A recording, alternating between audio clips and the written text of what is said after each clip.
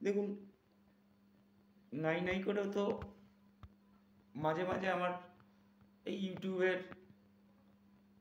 Count, viewer count 100-150 ছাড়িয়ে যায় কিছুতে। তো সেই দিক থেকে একেবারে তো মানে আহ, হতোদ্যম হওয়ার মতো কিছু নয়। তাও আমি খুব একটা না আর কি, মানে যেটাকে বলে আহ, উম,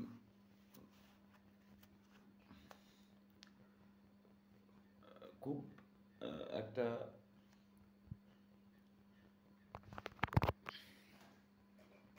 মানে আমি সেরকমভাবে বলছি না, মানে এদিক থেকে দেখতে গেলে ওদিক থেকে দেখ, যাই হোক। উম,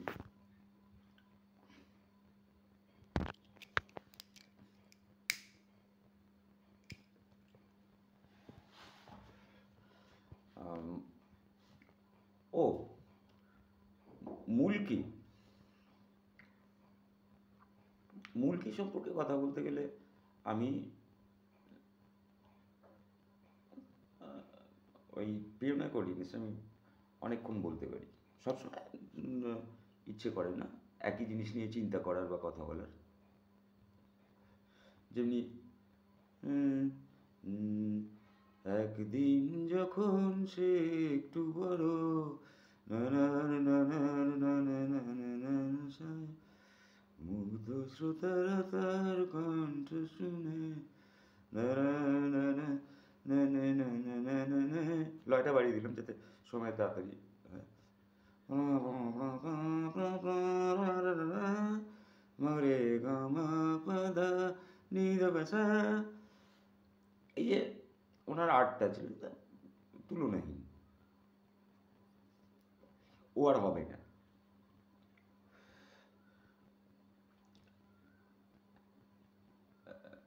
তারপর চার দেয়ালের মধ্যে নানান দৃশ্যকে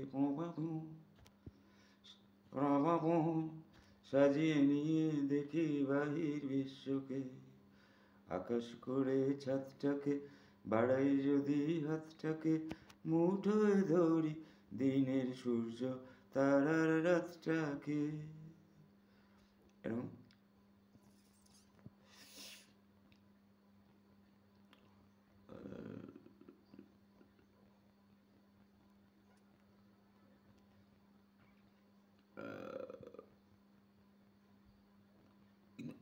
আমি যে কারণে এই মোবাইলের ক্যামেরা অন করেছি ভিডিও ভিডিওগ্রাফ করার জন্য, সেটা অন্য, সেটা হচ্ছে আমি বাজনা বাজাই একটা অন্য উদ্দেশ্যে,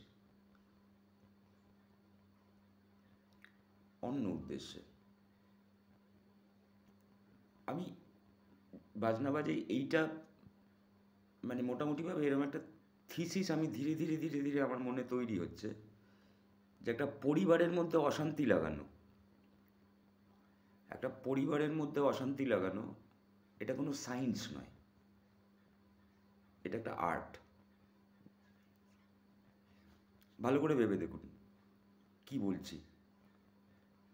একটা পরিবারের মধ্যে অশান্তি লাগানো একটা সায়েন্স নয়, একটা আর্ট। তার মানে আমার আসল চিন্তাটা খুব গভীরভাবে যে যে চিন্তা করছি সেটা হচ্ছে কোনটা সায়েন্স আর কোনটা আর্ট।